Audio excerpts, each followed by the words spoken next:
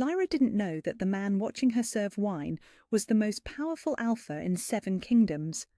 She didn't know that the collar around her neck would mean nothing to him, and she certainly didn't know that her touch would burn through him like wildfire, marking her as his destined queen. The silver collar sat heavy against her throat, cold as winter morning and twice as unforgiving. 3 years it had been there. 3 years since the witch's curse had stripped away her wolf, her freedom, her very name. Now she was simply girl or slave or nothing at all when Lord Matthias was feeling particularly cruel. She moved through the great hall like a shadow, refilling goblets with practised silence. The wine was rich and dark, imported from the southern vineyards that Lord Matthias controlled with an iron fist, just like everything else in his domain, just like her. Tonight's dinner was grander than usual. Silk banners hung from the stone walls, and the massive oak table groaned under the weight of roasted meats and honeyed fruits. Lord Matthias sat at the head, his pale eyes gleaming with satisfaction as he entertained his most important guest, the Alpha King. Lyra had heard whispers about him from the other servants. Darius Blackthorn, ruler of the northern kingdoms, feared and respected in equal measure. They said he could shift into a wolf the size of a small horse. They said his eyes could freeze a man's blood or set a woman's heart racing with a single glance. She kept her gaze fixed on the wine pitcher, careful not to look at the head table. Slaves weren't meant to see. They weren't meant to exist beyond their function. "More wine!" Lord Matthias commanded, gesturing lazily toward his guest. Lyra approached the Alpha King's chair with measured steps, her bare feet silent on the stone floor. She'd learned long ago that drawing attention meant pain. The collar saw to that, sending sharp jolts through her body whenever Lord Matthias's displeasure spiked. She reached around the Alpha King's broad shoulder to refill his goblet.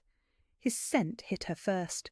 Pine and winter air, leather and something wild that made her suppressed wolf stir for the first time in months. Her hand trembled. The wine spilled. Dark red liquid splashed across his fine white sleeve, staining the expensive fabric. Lyra's blood turned to ice. The collar began to warm against her throat, preparing to deliver punishment for her clumsiness. But before Lord Matthias could speak, before the pain could begin, warm fingers wrapped around her wrist. Lightning. That was the only word for what shot through her body when his skin met hers. Golden lightning that raced up her arm, through her chest, and settled somewhere behind her sternum like a second heartbeat. The collar around her throat suddenly felt loose, powerless, nothing more than decorative silver. Impossible. She looked up into eyes the colour of storm clouds, dark grey with flecks of silver that seemed to glow in the firelight. He was staring at her with an intensity that should have terrified her. Instead, warmth bloomed in her chest, spreading outward like sunrise. "It's nothing," he said quietly, his voice a low rumble that she felt in her bones. "Accidents happen." Lord Matthias half rose from his chair, face flushed with wine and anger. "Clumsy girl! She'll be punished for—" "I said it's nothing!" The Alpha King's voice carried the weight of absolute authority. The room fell silent. Even Lord Matthias sank back into his chair, though his pale eyes promised retribution later. The Alpha King's thumb brushed across Lyra's wrist, where he still held her, a gentle touch that sent another shock of warmth through her system. "What's your name?" Names were for free people. Slaves had no need of them, but when she opened her mouth, her real name tumbled out before she could stop it. "Lyra!" Something flickered in his storm-grey eyes. Recognition, satisfaction. She couldn't tell. "Lyra," he repeated, and the way he said it made it sound like a prayer, like something precious. Lord Matthias cleared his throat loudly. "Your Majesty, perhaps we could return to our discussion about the territorial agreements. My slave has taken up enough of your valuable time." "Of course." The Alpha King released her wrist slowly, his fingers trailing across her skin, but he didn't take his eyes off her face. though I wouldn't call any time spent in conversation with such a lovely woman wasted. Heat flooded Lyra's cheeks. When was the last time someone had called her lovely? When was the last time someone had called her a woman instead of a thing? She backed away from the table on unsteady legs, the wine pitcher clutched against her chest like armour. But she could feel his gaze following her as she retreated to the shadows along the wall. The rest of the dinner passed in a blur. Lord Matthias and his guest discussed trade routes and military alliances, while Lyra tried to make sense of what had happened. The collar still sat around her throat, but it felt different now, lighter, like its hold on her had weakened somehow. Every time she glanced toward the head table, she found the Alpha King watching her, not with the calculating cruelty she was used to from Lord Matthias, but with something that made her chest tight and her breath short, something that whispered of possibilities she'd forgotten how to dream about. When the evening finally ended and the guests began to retire, Lyra was clearing the last of the dishes when a shadow fell across her hands. She looked up to find the Alpha King standing beside her, close enough that she could see the fine lines around his eyes and smell that wild scent that made her wolf pace restlessly in the depths of her soul. "You don't belong here," he said quietly, his voice pitched low so only she could hear. Terror shot through her, colder than the collar's punishment. If Lord Matthias heard such talk— "I belong to my master," she whispered, the words tasting like ash on her tongue. The Alpha King's jaw tightened. His eyes darkened to the colour of a winter storm, and for a moment she glimpsed the predator that lurked beneath his civilised surface. "Not for much longer," he said.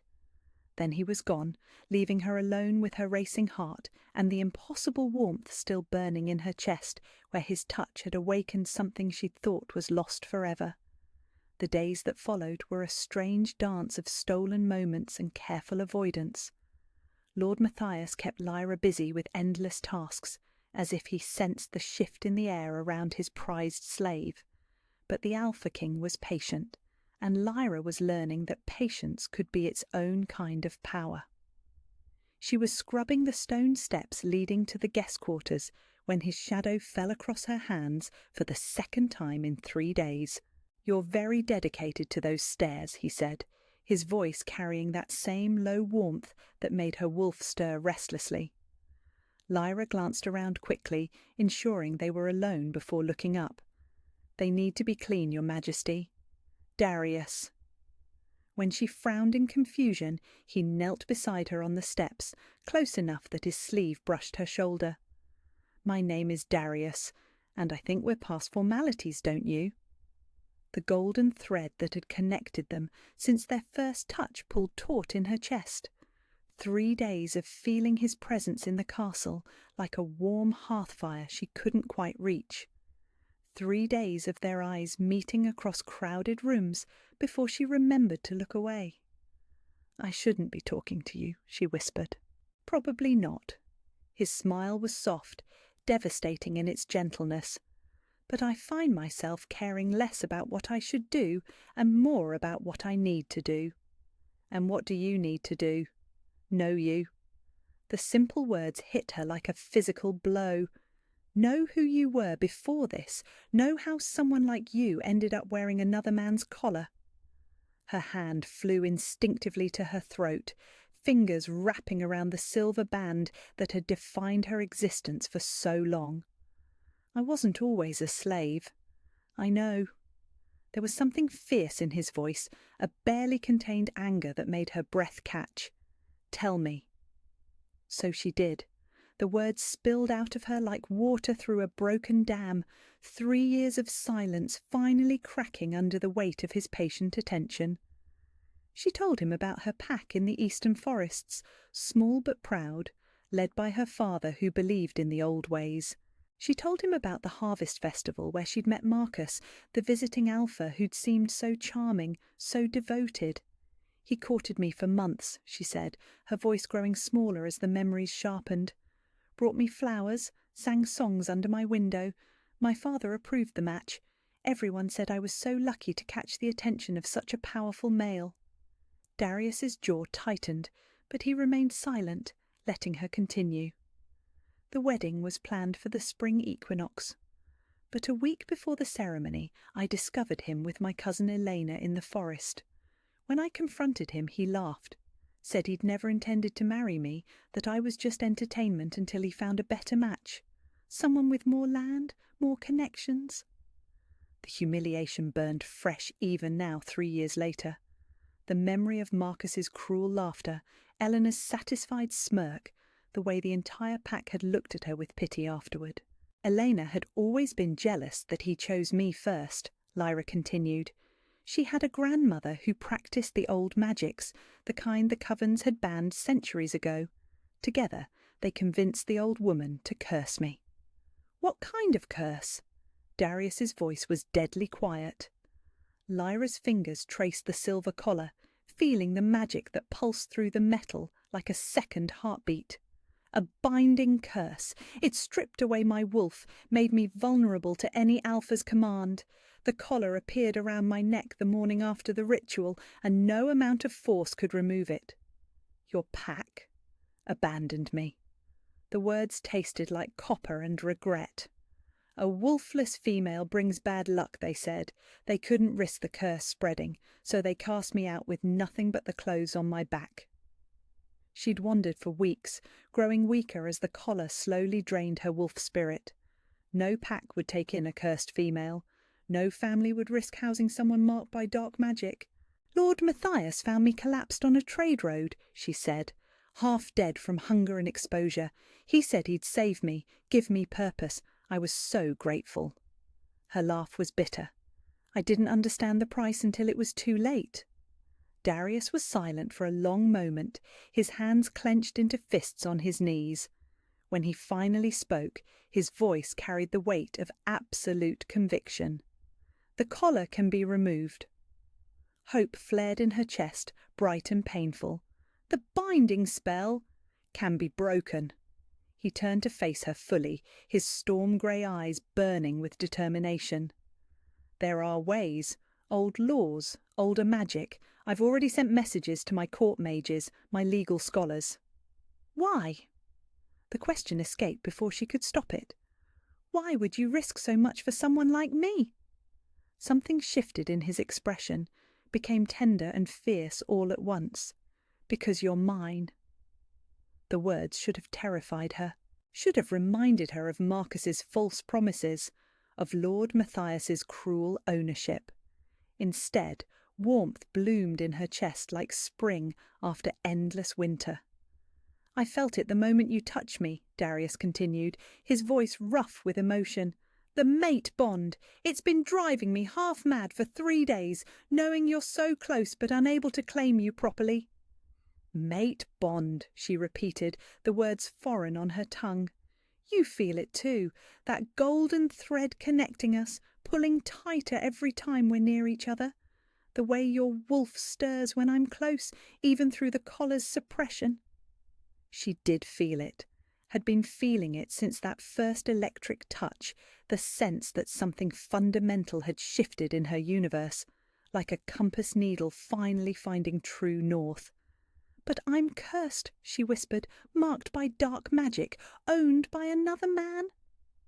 Darius reached out slowly, giving her time to pull away. When she didn't, he cupped her face with gentle hands, his thumbs brushing across her cheekbones.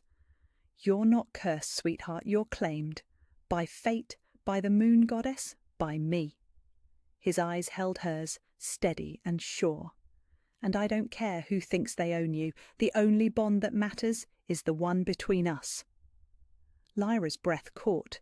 3 years of believing herself broken, worthless, nothing more than a slave to be used and discarded. But in his eyes, she saw something different. She saw herself as precious, as wanted, as worthy of love. The political alliance, she said, forcing herself to think practically. Lord Matthias said you need his military support. I need my mate more. The simple statement hit her like a physical blow. There are other alliances to be made, other ways to secure the kingdom's borders, but there's only one you. Tears burned her eyes, the first she'd allowed herself to shed in years. I don't know how to be anyone's mate. I've forgotten how to be anything but a slave." "Then I'll teach you."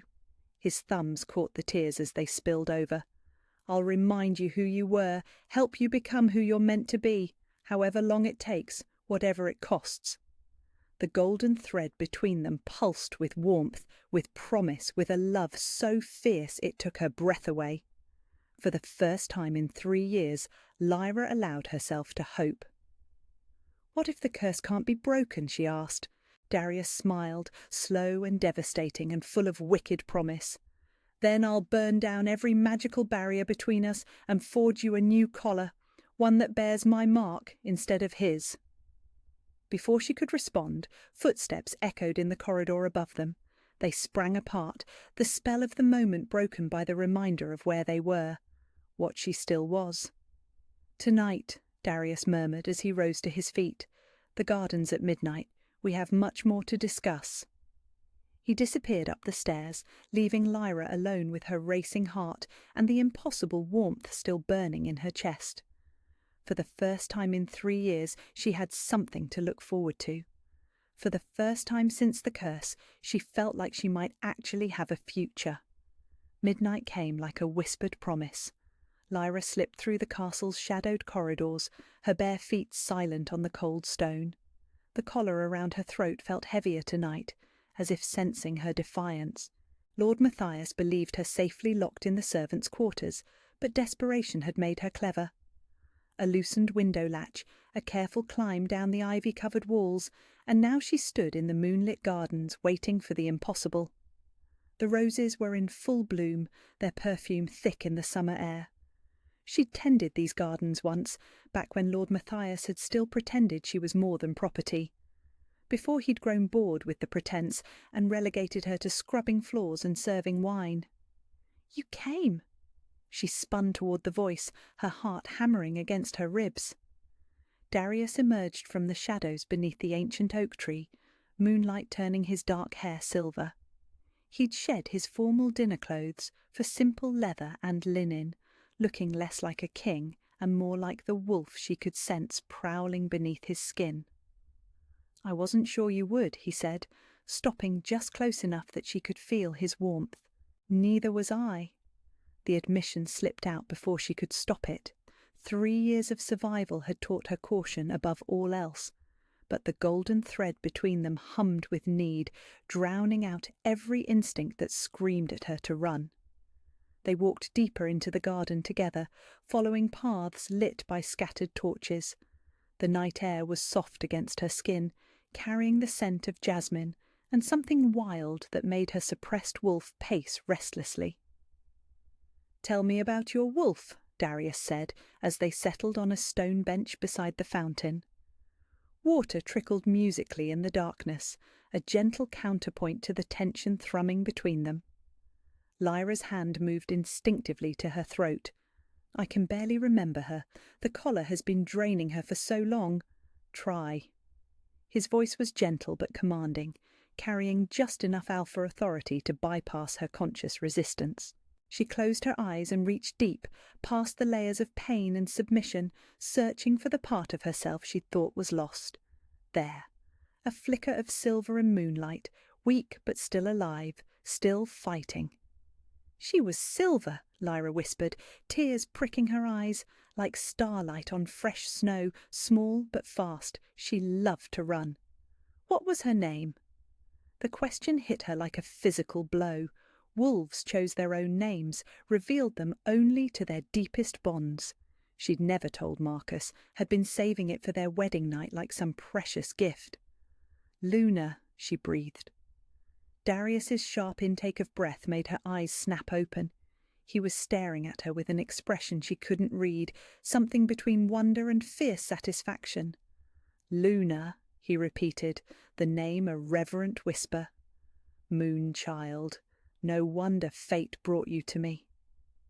Before she could ask what he meant, footsteps crunched on the gravel path behind them. They sprang apart as a figure emerged from the shadows, lamplight glinting off pale hair and cruel eyes. Lord Matthias. "Well, well," he drawled, his voice silk over steel.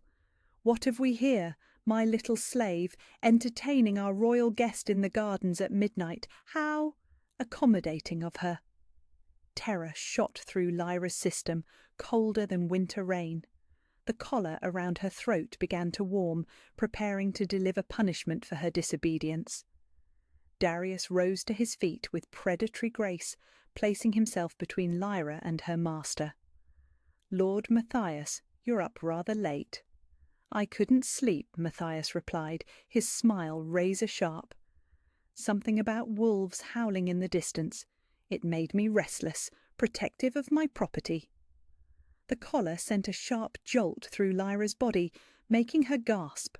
Matthias's pleasure at her pain spiked through their magical connection, feeding the curse's power. "Your property seems to be in some distress," Darius observed, his voice carefully neutral despite the fury radiating from his frame. "Disobedient slaves require correction." Another jolt, stronger this time. Lyra bit her lip to keep from crying out. She knows better than to wander at night without permission. "Perhaps we could discuss this more civilly," Darius suggested, but there was steel beneath his diplomatic tone. "Inside, where we might speak privately." Matthias's laugh was like breaking glass. "Oh, I think our business can be concluded right here. You see, Your Majesty, I've received some very interesting messages today. It seems you've been making inquiries about curse breaking, about ancient laws regarding enslaved mates." Lyra's heart stopped. If Matthias knew about Darius's research, if he suspected the true nature of their bond— "Scholarly curiosity," Darius said smoothly. "I find the old laws fascinating." "Fascinating enough to risk a military alliance over?" Matthias stepped closer, his pale eyes glittering with malice. "Because that's what you're doing, isn't it? All this attention on my little slave, these clandestine meetings, you're thinking of taking her." The collar sent another brutal shock through Lyra's system. This time she couldn't contain her cry of pain, doubling over as electricity coursed through her nerves. Darius's control finally snapped. His growl filled the garden, low and deadly and utterly inhuman. Power rolled off him in waves, making the very air shimmer with dominance. Even the crickets fell silent. "Touch her again," he said, his voice rough with barely leashed violence, "and I'll show you exactly why they call me the Northern Beast." Matthias took an involuntary step backward, his face paling, but his grip on the collar's magic didn't loosen. If anything, the silver band around Lyra's throat grew warmer. "She belongs to me," Matthias said, though his voice shook slightly. "Bought and paid for, bound by magic and law. You have no claim to her." "I have the only claim that matters." Darius's eyes had shifted, no longer grey but burning gold, wolf eyes in a human face. "She's my mate." The words hung in the garden like a thrown gauntlet. Matthias went very still, his calculated cruelty replaced by genuine shock. "Impossible," he whispered. "The moon goddess doesn't lie." Darius took a step forward, every line of his body screaming predator. "Release her, now, and I might let you keep your head." For a moment, Lyra thought Matthias might actually comply. Fear flickered across his pale features, the instinctive terror of prey recognizing apex predator. Then his expression hardened into something vicious and desperate. "If I can't have her cooperation," he snarled, "then I'll have her agony." The collar flared with white-hot power, sending pain like liquid fire through Lyra's body. She screamed, collapsing to her knees as the curse fed on Matthias's fury and spite. Every nerve ending blazed with agony, the magical bonds around her wolf spirit tightening like a noose. Darius lunged forward with inhuman speed, but Matthias was already retreating, his hand raised in warning. "One more step and I'll burn out what's left of her, wolf," he threatened.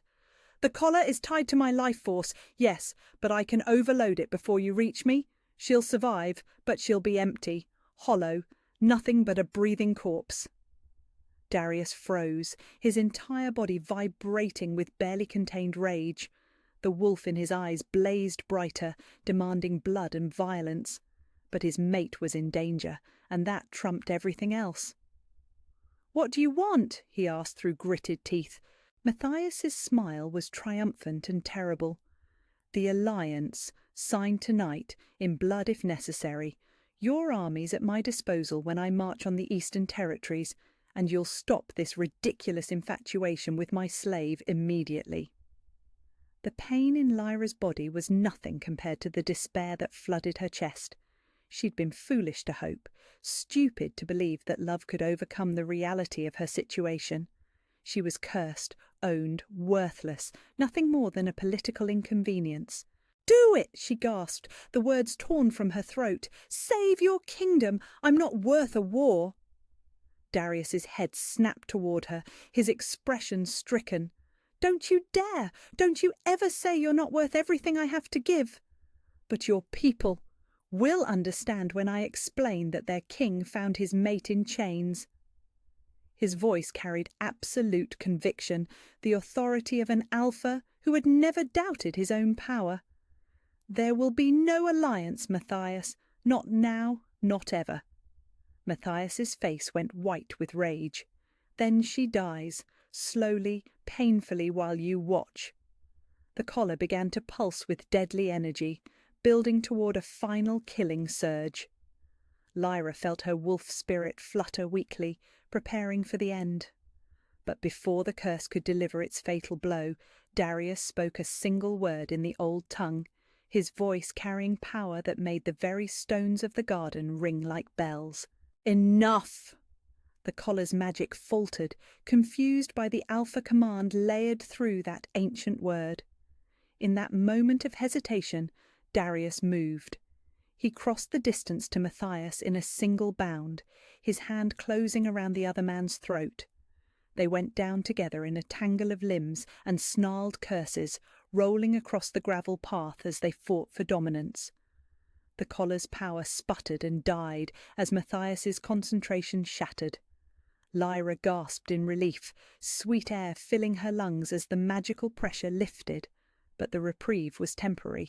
She could feel the curse already trying to reassert itself, drawing on the deep-rooted spell work that bound it to her very soul. Above her, the two alphas fought with savage intensity. Matthias had the advantage of desperation, but Darius was stronger, faster, driven by mate fury that made him nearly unstoppable. It was only a matter of time. But time was something they didn't have. "Stop!" Lyra called out, her voice stronger now. "Please, both of you, stop!" Darius had Matthias pinned beneath him, his hands around the other man's throat. At her words, he looked up, his eyes still blazing gold, but his expression questioning. "He's right about one thing," she said, tears streaming down her face. "The alliance? Your kingdom needs those troops, and as long as the curse exists, as long as I wear this collar, I'll always be his weapon against you. Lyra, I won't let him use me to hurt you." She struggled to her feet, swaying slightly from the lingering effects of the curse's assault. "I won't be the reason your people suffer." Darius's grip on Matthias loosened slightly, torn between his protective instincts and his mate's plea. In that moment of hesitation, Matthias struck. A hidden blade flashed in the moonlight, aimed straight for Darius's heart. But Lyra was already moving, throwing herself between them with the desperate speed of someone who had everything to lose. The blade took her in the shoulder instead, silver steel parting flesh with a whisper of pain. She gasped, blood blooming across her simple servant's dress as she collapsed against Darius's chest. "No!" His roar shook the garden, primal and devastating. This time, when he moved, there was nothing human left in him. Only the wolf, only the mate protecting what was his. Matthias's scream cut off abruptly, replaced by a wet, choking sound. When silence finally fell, Darius was kneeling beside Lyra, his hands pressed against her bleeding shoulder, his face stricken with grief and rage. "Why?" he whispered. "Why would you—" "Because I love you," she said simply, "and love doesn't count the cost." The golden thread between them blazed brighter than the sun, stronger than curse magic, more powerful than all the dark spells in the world. And for the first time since the collar had appeared around her neck, Lyra felt her wolf stir with something more than mere survival. She felt her wolf recognizing her mate. The dungeons beneath Lord Matthias's castle were a place where hope went to die. Lyra had been here for 3 days now, though time moved strangely in the darkness. The wound in her shoulder had stopped bleeding, but infection was setting in, making her fevered and weak. The collar around her throat pulsed with renewed power, feeding on her pain and Matthias's rage from wherever they'd taken his body. She should have known that killing him wouldn't break the curse. Magic like this ran deeper than blood, rooted in the very fabric of her soul. If anything, his death had made the collar more vicious, more desperate to maintain its hold. The iron shackles around her wrists bit into her skin every time she moved. They'd chained her to the wall like some rabid animal, close enough to the bars that anyone passing could see her shame. A warning to other slaves, perhaps, or entertainment for visiting nobles. Footsteps echoed in the corridor above, accompanied by voices she recognised. Lord Matthias's nephew, Victor, had inherited the title and all its responsibilities, including her, including the political mess her actions had created. "Told you she was dangerous," Victor was saying, his voice sharp with irritation. "Look what she cost us. The Alpha King's alliance is in ruins, our eastern borders are vulnerable, and now we have a blood debt hanging over our heads." "The girl was protecting her lover," came the smooth reply. Councillor Aldrich, Matthias's chief adviser. Hardly surprising given their connection. Connection. Victor spat the word like a curse. Matthias should have had her killed years ago instead of keeping her like some prized pet. Now look where his sentimentality has gotten us. Their voices faded as they moved deeper into the castle, but Lyra had heard enough. She closed her eyes and tried to sink deeper into the shadows, wishing she could disappear entirely. 3 days since that terrible night in the garden. 3 days since she'd thrown herself between Darius and Matthias's blade. She'd saved his life, but at what cost? His kingdom's security, his people's safety, the alliance that could have prevented countless deaths in the coming war. Love doesn't count the cost, she told him, but maybe it should have. More footsteps, these ones lighter, more careful. Lyra didn't bother opening her eyes until a familiar voice whispered her name. "Lyra! Oh gods, what have they done to you?" She looked up to find Sarah, one of the kitchen maids, crouched outside her cell with a water skin and a bundle of clean cloth. The girl was barely 18, all wide eyes and nervous energy, but she'd always been kind to Lyra in the small ways that mattered. "You shouldn't be here," Lyra croaked, her voice raw from disuse. "If they catch you." "They won't." Sarah unlocked the cell with shaking fingers, producing a key she must have stolen from the guards. "I brought water and some bread. You need to eat something." The water was cool and sweet, washing away the taste of blood and despair. But when Sarah tried to clean her infected wound, Lyra pulled away. "Don't waste your supplies on me," she said. "I'm not going to last much longer anyway." Sarah's face crumpled. "Don't say that. The Alpha King will come for you. Everyone knows he will." "He can't." The words tasted like ashes. "Victor is right. I've already cost him too much. His kingdom needs that alliance more than it needs me." "That's not what I heard." Sarah leaned closer, her voice dropping to a conspiratorial whisper. "Cook says the Alpha King's been sending ravens every day, demanding your release. His army is 3 days' march from our borders."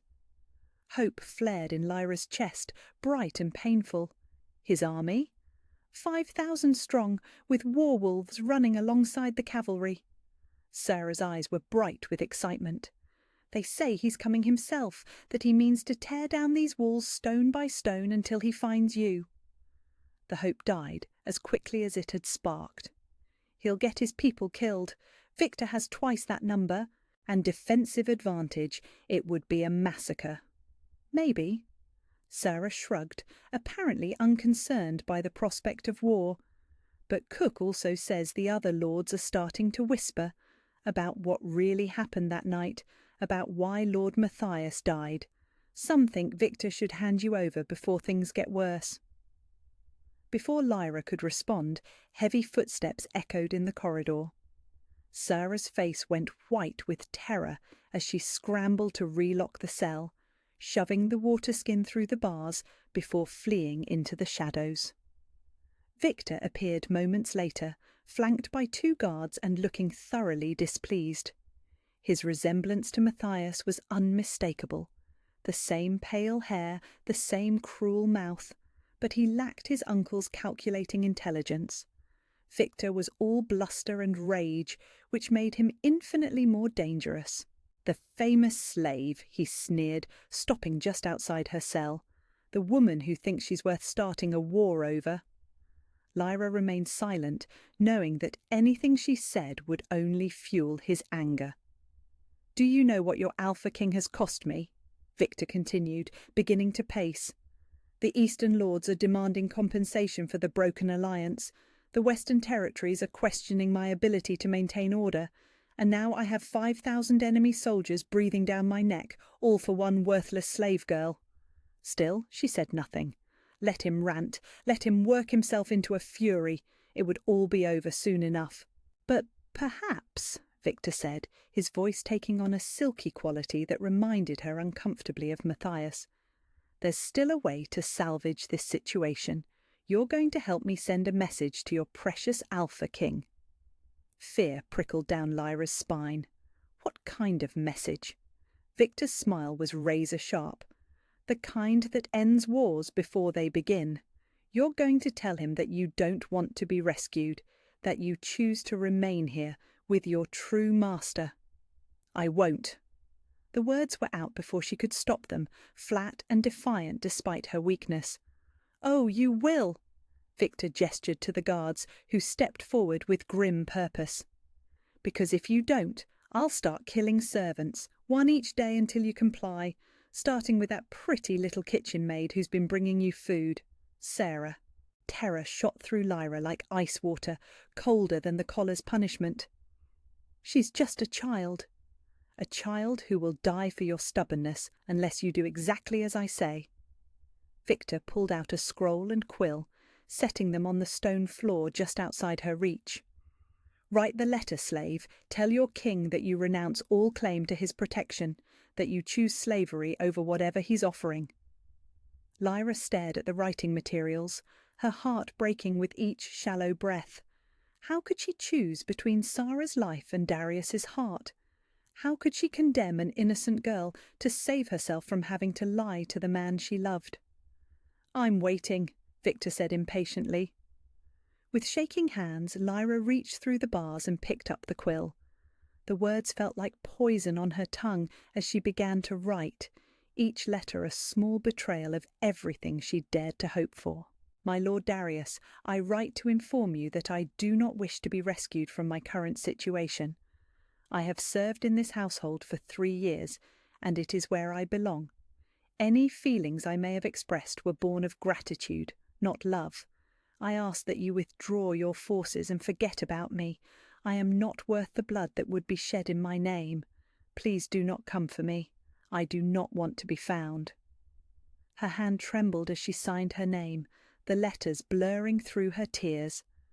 Victor snatched the letter away before the ink had fully dried, his expression triumphant. "Excellent," he purred. "My fastest rider will have this to the Alpha King's camp by dawn. I expect his army will be turning around shortly after." He strode away with his guards, leaving Lyra alone with her betrayal and the collar's satisfied pulse against her throat. The curse fed on despair, growing stronger with each tear that fell onto the dungeon floor. But even through her grief, even through the certainty that she'd just destroyed her only chance at happiness, Lyra couldn't bring herself to regret the choice. Sarah would live. That had to be enough. In the distance, thunder rumbled across the sky, though there hadn't been a cloud in sight when the sun set. It sounded almost like hoofbeats, like an army on the march. like a wolf king who had no intention of giving up his mate without a fight. Lyra closed her eyes and tried not to hope. Hope was too dangerous in a place like this. Hope would only break her heart all over again. But somewhere deep in her chest, the golden thread that connected her to Darius pulsed once, fierce and unbroken, and for just a moment she allowed herself to believe that some bonds were stronger than fear, stronger than lies, stronger than the curse that had tried to steal her soul. The war horn sounded at dawn. Lyra jerked awake in her cell, the mournful wail of the horns cutting through her fevered dreams like a blade. She'd been dreaming of silver wolves and golden threads, of warm hands gentle against her face, and promises whispered in the darkness. But the horns were real, echoing off the stone walls with desperate urgency. He'd come anyway, despite her letter, despite her lies, despite everything she'd done to push him away. Darius had come for her. The castle erupted into chaos.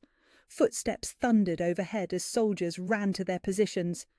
Victor's voice rose above the din, shouting orders about battlements and defensive positions.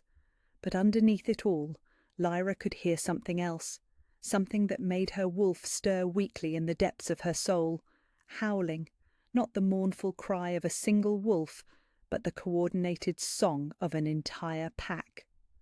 War wolves, Sarah had said, running alongside the cavalry like shadows given teeth and fury. "He's really going to do it," she whispered to the empty dungeon. "He's going to tear down these walls for me." The thought should have filled her with joy. Instead, terror clawed at her chest with icy fingers. How many would die in the battle above? How many mothers would lose their sons? How many children would grow up fatherless, all because she was too weak to break her own chains? The collar pulsed with satisfied malice, feeding on her guilt and despair. It had grown stronger since Matthias's death, more vicious in its hold over her. Sometimes she could swear she heard his voice whispering through the metal, promising that she would never be free. Heavy footsteps on the dungeon stairs interrupted her spiralling thoughts. Victor appeared, flanked by 4 guards and looking haggard with exhaustion. Dark circles shadowed his eyes, and his usually perfect hair was dishevelled. The siege hadn't even begun, and already he looked like a man facing defeat. "This is your doing," he snarled, stopping just outside her cell. "Your precious Alpha King refused to believe your letter, said no mate of his would ever choose slavery over freedom." Despite everything, warmth bloomed in Lyra's chest. Darius knew her heart, her strength, even when she'd forgotten it herself. "He's going to destroy everything," Victor continued, his voice rising with hysteria. 5,000 soldiers, war wolves, siege engines. My scouts say he has mages with him, battle mages who can bring down castle walls with a word. "Then surrender," Lyra said simply. "Give me to him, and he'll withdraw." Victor's laugh was sharp and bitter. "And look weak before every lord in 7 kingdoms. Show them that the new Lord Matthias can be intimidated by foreign threats. I'd rather die." "You might get your wish." The new voice came from the shadows at the top of the stairs. Councillor Aldrich descended slowly, his normally pristine robes streaked with dust and his face grim. "My lord, the situation has deteriorated." "What do you mean?" Victor demanded. "The Alpha King sent an envoy under a flag of truce. He's offered to meet with you in single combat to settle this matter. Winner takes all, the girl, the alliance, everything." Victor went very still. Single combat? Traditional challenge between alphas. No armies, no weapons, just fang and claw until one yields or dies. Aldrich's expression was carefully neutral, but Lyra could see the calculation in his eyes. "It would be honourable." "Honourable suicide, you mean?" Victor's voice cracked with fear. "Do you know what they call him? The Northern Beast. He's killed 3 challengers in ritual combat, torn them apart with his bare hands." "Nevertheless," Aldrich pressed, "it would end this siege without further bloodshed, and if by some miracle you were to win—" He didn't need to finish the thought. If Victor defeated the Alpha King in single combat, he would gain everything: respect from the other lords, territorial rights, and a legendary reputation. It was the kind of gamble that could make or break a new ruler. But Victor wasn't his uncle. He lacked Matthias's cold calculation, his willingness to take necessary risks. Fear ruled him, and fear made him cruel. "No," he said finally, "there will be no single combat, but there is another way." He turned to Lyra with a smile that made her blood run cold. "We're going to give the Alpha King exactly what he wants. You, but not quite the way he expects." "My lord?" Aldrich looked confused. "Bring her up to the Great Hall," Victor ordered the guards. "Clean her up. Put her in something appropriate. If the Alpha King wants his mate so badly, he can watch her die for his arrogance." Terror shot through Lyra like lightning. "No! Victor, please!" "You had your chance to prevent this," he snapped. "Your letter was supposed to send him away. Instead, he's here with an army, threatening everything I've worked to build. So now you're going to serve a different purpose." The guards unlocked her cell and hauled her upright, her legs barely supporting her weight after days of imprisonment. The infected wound in her shoulder screamed with fresh pain, but she forced herself to remain steady. If she was going to die today, she would do it with dignity. They dragged her up the winding stairs, through corridors filled with nervous servants and grim-faced soldiers. The castle felt different somehow, charged with the promise of violence. Through the narrow windows she could see banners snapping in the wind beyond the walls. The silver wolf of the northern kingdoms, come to claim what belonged to its king. The great hall had been transformed into a makeshift throne room, with Victor seated in the ornate chair that had once belonged to his uncle. Representatives from neighbouring territories sat in the gallery, drawn by the promise of witnessing either a historic surrender or a spectacular bloodbath. They chained her to a post in the centre of the hall, iron shackles around her wrists and ankles, ensuring she couldn't escape. The position was deliberate, visible to anyone who entered, a perfect target for demonstration purposes. "Bring him in," Victor commanded. The massive doors swung open and Lyra's heart stopped. Darius walked into the hall like he owned it, his presence filling the space with barely leashed power. He was dressed for war, black leather and steel, his sword hanging at his side like a promise of violence. But his eyes, those storm-grey eyes she dreamed about in her cell, were fixed solely on her. Behind him came his honour guard, 5 men who moved with the deadly grace of born predators. The assembled nobles shifted nervously as the small group took their position in the centre of the hall, unimpressed by the superior numbers surrounding them. "Alpha King," Victor said, his voice echoing in the sudden silence. "How good of you to accept my invitation." Darius didn't even glance at the throne. His attention was locked on Lyra, taking in her shackles, her infected wound, the collar that still pulsed with malevolent power around her throat.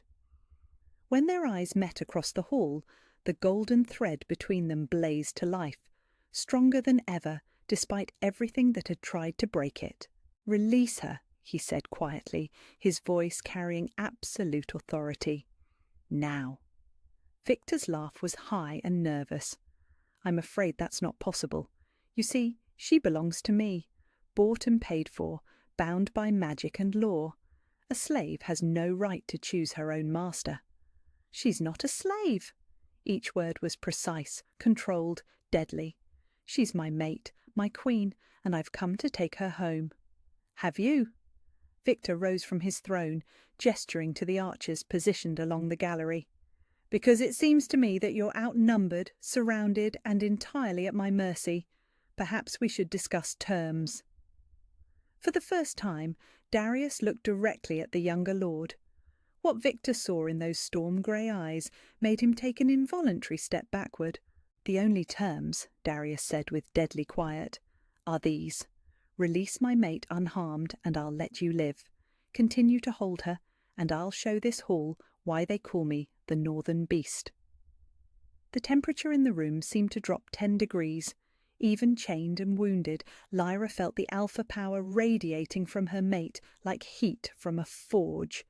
This was what Victor had been afraid to face in single combat. Not just a king, but a force of nature barely contained in human form. "Kill him!" Victor commanded, his voice cracking with panic. The archers drew their bows, arrows knocking in perfect unison. But before they could release, Darius threw back his head and roared. The sound that emerged wasn't entirely human. It was the battle cry of an alpha wolf, magnified by royal power and mate fury until it shook the very stones of the castle. Several of the archers stumbled, their aim wavering as primal terror overrode their training. Then Darius shifted. The transformation was faster than lightning, more fluid than water. One moment he stood in human form, the next a massive black wolf filled the centre of the hall.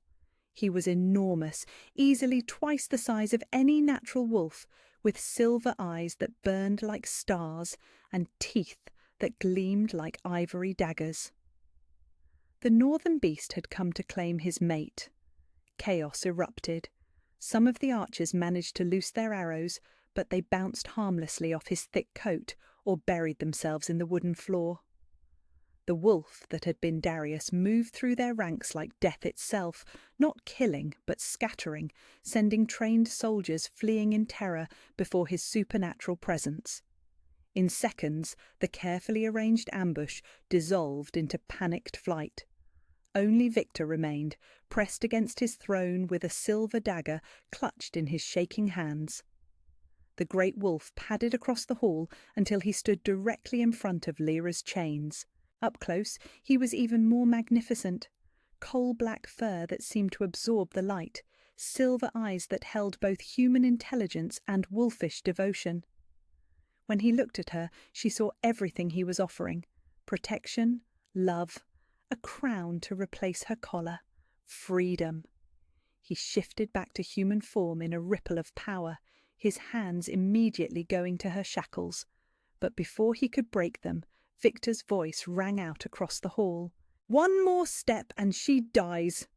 They turned to see the coward lord advancing with his silver dagger raised, his face twisted with desperate rage. "The collar is still active, still tied to the curse. One command from me, and it will burn out what's left of her wolf spirit. She'll live, but she'll be empty, hollow. Is that what you want for your precious mate?" Darius went very still, his body coiled like a spring. "What do you want?" "Recognition of my lordship over these territories, a guarantee that you'll withdraw your armies and never return, and—" Victor's smile turned vicious. "I want to keep her, as a reminder of what happens when foreign kings threaten what's mine. Never." The single word carried the weight of absolute refusal. "Then watch her burn."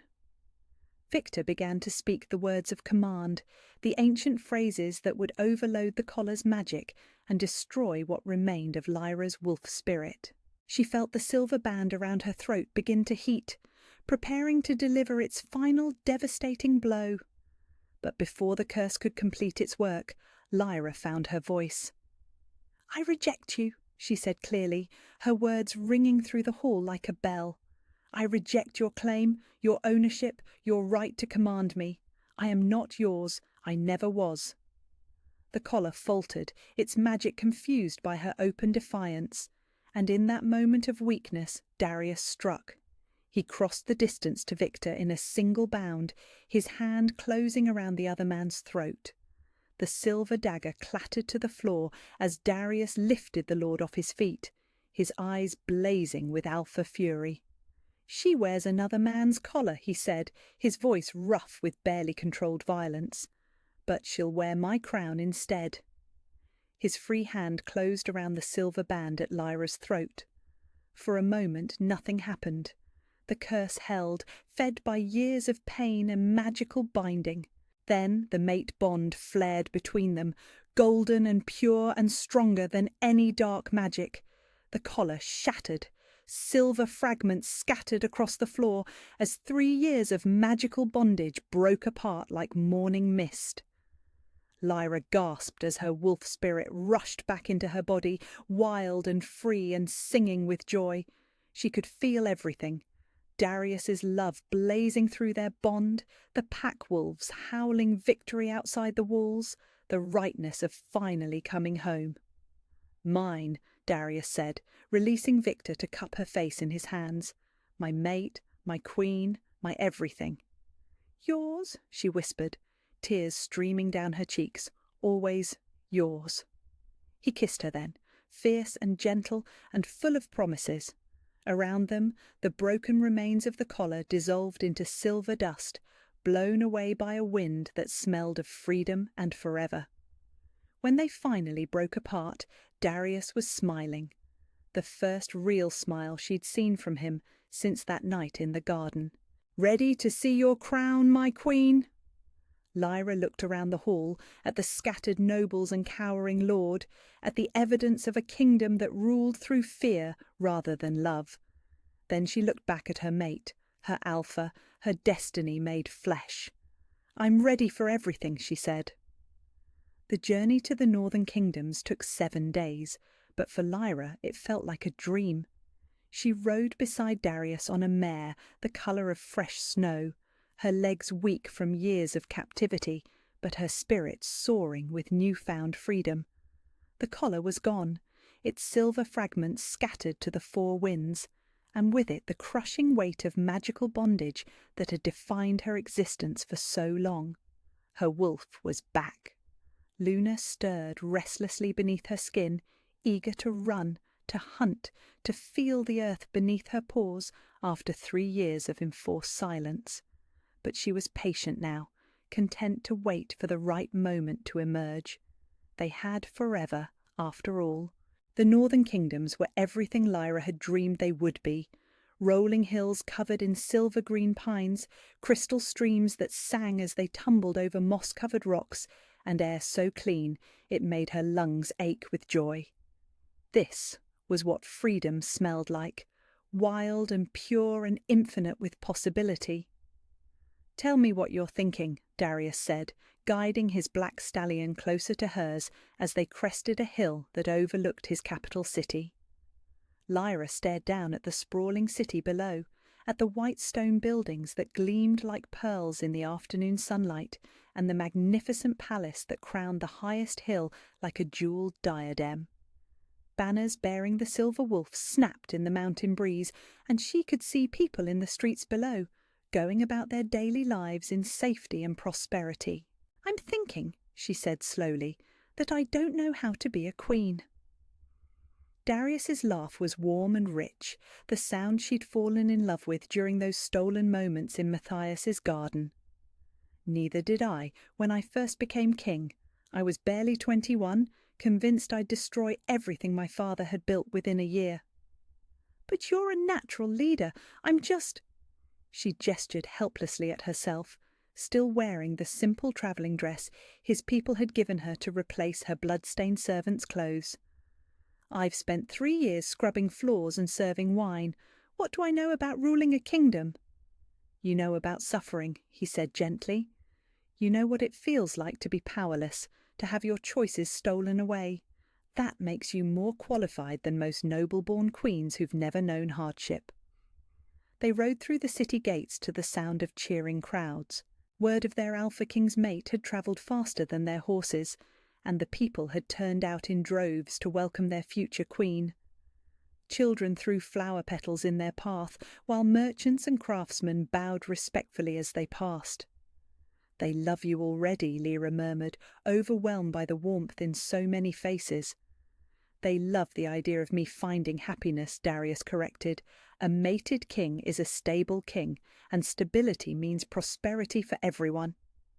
The palace was even more magnificent up close, all soaring towers and graceful arches carved from the same white stone as the city walls. But what took Lyra's breath away wasn't the architecture. It was the people who lived there. Servants smiled when they saw her, offering genuine welcomes rather than the fearful deference she was used to. Guards nodded respectfully without the calculating cruelty that had marked every interaction in Matthias's castle. Even the nobles who waited to greet them in the great hall looked curious rather than contemptuous. "My lords and ladies," Darius announced as they entered the hall, his voice carrying easily to every corner of the vast space. "I present to you Lyra, my destined mate and your future queen." The applause was thunderous, echoing off the vaulted ceiling like rolling thunder. But what moved Lyra to tears was the genuine joy she saw in so many faces.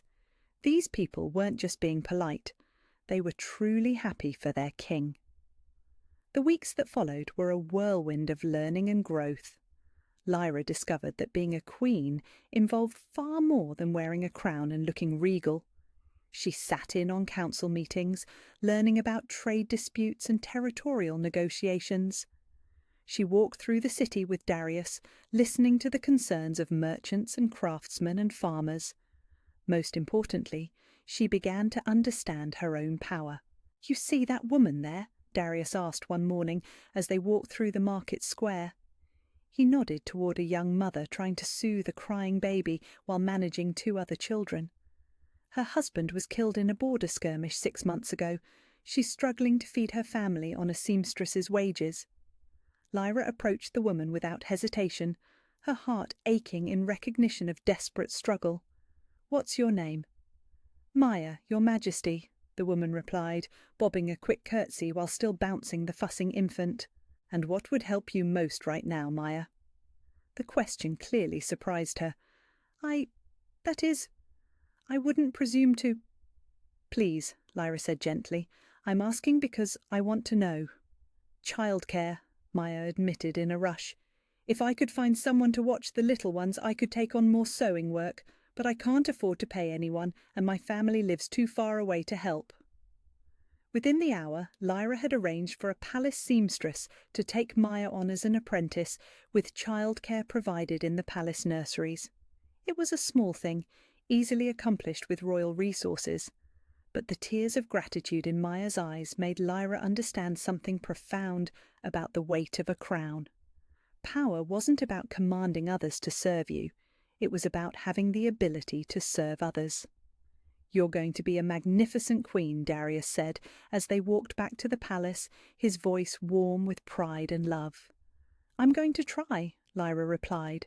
Then, with growing confidence, "I want to establish a sanctuary, a place where people who've been enslaved or abused can find safety and healing, somewhere they can remember who they were before trauma tried to steal their souls." Darius stopped walking and turned to face her, his storm-grey eyes blazing with admiration. "That's perfect. We'll start planning immediately." The coronation took place on the autumn equinox, beneath a sky painted in shades of gold and crimson. The ceremony was held in the palace's great courtyard, open to anyone who wished to witness their future queen accept her crown. Lyra wore white silk that flowed around her like liquid moonlight, embroidered with silver threads that caught the afternoon sunlight. But it was the expression on her face that truly transformed her. Gone was the broken slave girl from Matthias's castle, replaced by a woman who knew her own worth. "Do you, Lyra of the Silver Moon, accept the crown and all the responsibilities it represents?" the High Priestess asked, her voice carrying clearly across the courtyard. "I do," Lyra replied, her voice strong and sure. "I swear by moon and stars to protect those who cannot protect themselves, to speak for those who have no voice, and to rule with compassion tempered by justice." The crown was magnificent, a circlet of white gold set with sapphires that matched her eyes, delicate as frost but strong as the mountains themselves. As the High Priestess placed it on her head, Lyra felt the weight of it settle, not just on her brow, but in her heart. She was no longer a slave. She was a queen. Darius stepped forward then, taking her hands in his as the crowd erupted in celebration. "My queen," he said, his voice rough with emotion. "My mate, my everything." "My king," she replied, tears of joy streaming down her cheeks. "My heart, my home." When he kissed her, the golden thread between them blazed brighter than the sun, visible even to those without magical sight. The crowd cheered even louder, and somewhere in the distance wolves howled their approval to the sky. That night, as they stood on the balcony of their chambers overlooking the city, Lyra marvelled at how much her life had changed. 6 months ago, she'd been nothing more than property. Now she wore a crown and had the power to change lives for the better. "Any regrets?" Darius asked, wrapping his arms around her from behind. Lyra leaned back against his solid warmth, watching the lights twinkle in the houses below. Somewhere in those streets, Maya was tucking her children into bed in their new home. Somewhere else, former slaves were learning trades in the sanctuary Lyra had established, and tomorrow there would be more people to help, more lives to touch. "None," she said firmly. "This is exactly where I'm supposed to be." Above them, the full moon hung like a silver coin in the velvet sky, blessing their kingdom with her gentle light. And in the palace below, 2 hearts beat in perfect rhythm, bound together by love and destiny and the unbreakable promise of forever. Where are you listening from? Let's meet in the comments. I love hearing your thoughts on these stories. If you'd like to support me, please subscribe. It's free and it helps more people discover tales of love conquering all odds. Until next time, remember that sometimes the greatest crowns are earned not through birthright, but through the courage to love and be loved in return.